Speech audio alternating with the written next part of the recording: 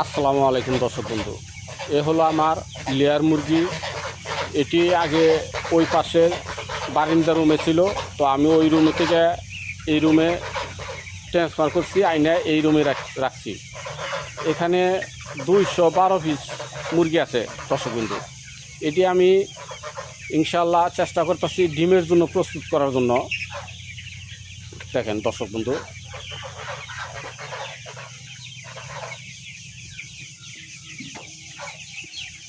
এগুলো হলো লেয়ার মুরগি।